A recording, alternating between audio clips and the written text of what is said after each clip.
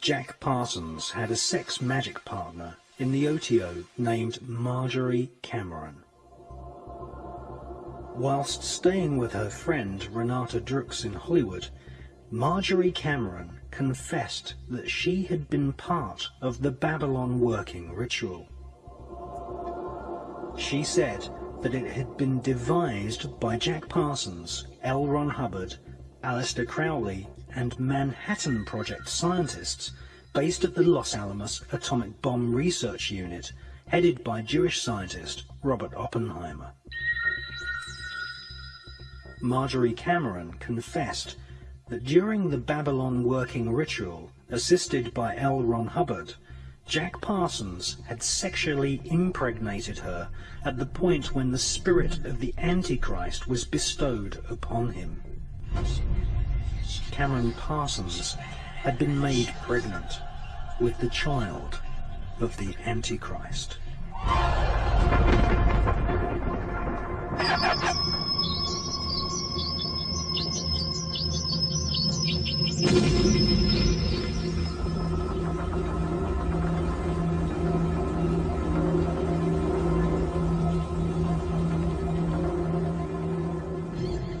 They were breeding what the Kabbalah describes as a golem, or a golem.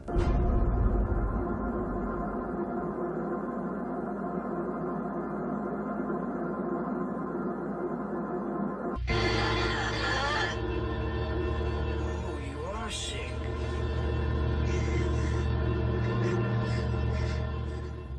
A golem is an artificially created humanoid, usually made from dead human body parts, which is animated by the magician chanting incantations and mantras.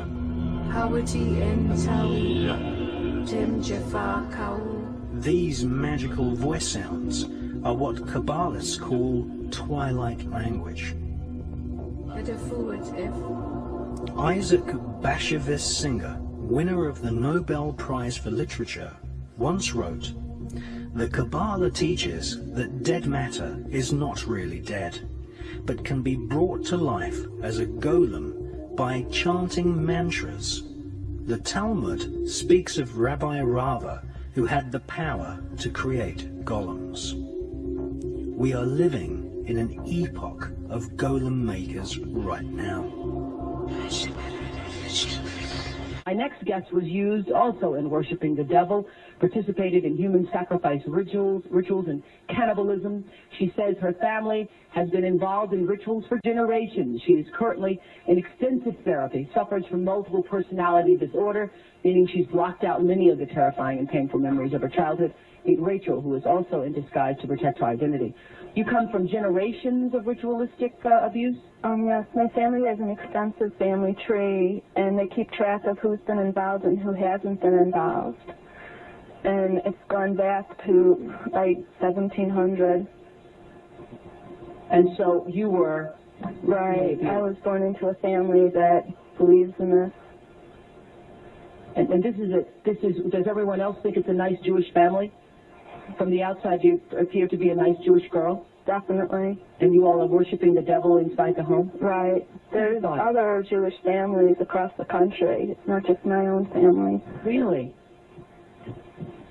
And so who knows about it? Lots of people now. I talked to a police detective in the Chicago area, and several of my friends know, and I've spoken publicly before.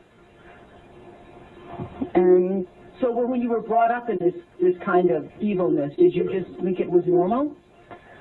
I've blocked out a lot of the memories I had because of my multiple personality disorder.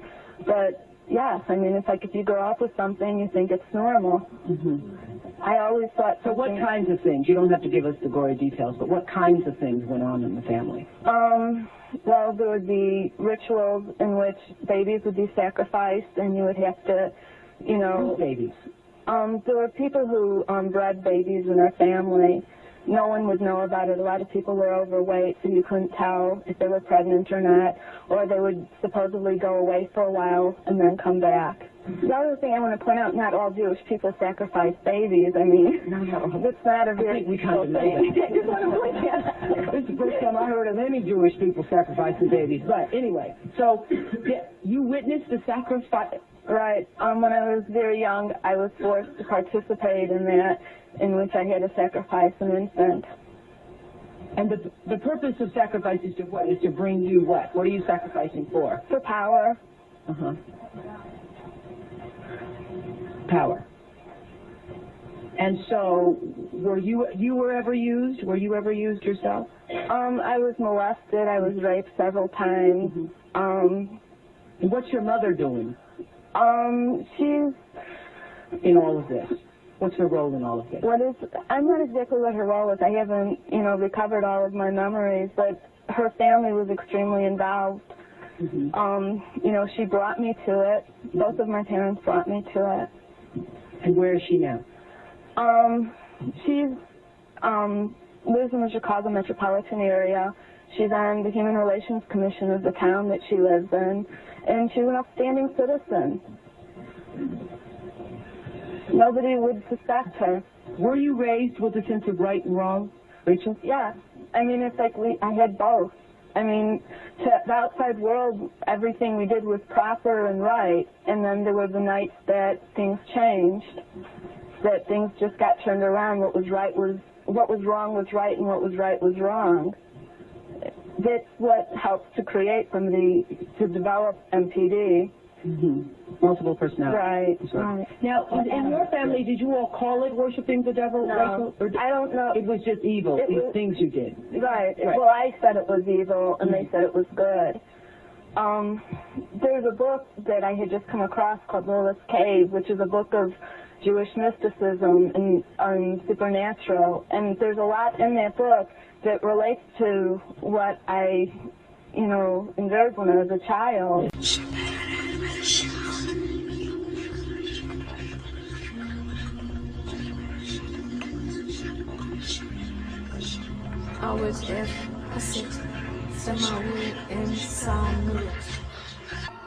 Interestingly, the devil in Rosemary's Baby is played by none other than Anton LaVey, founder of the American Church of Satan.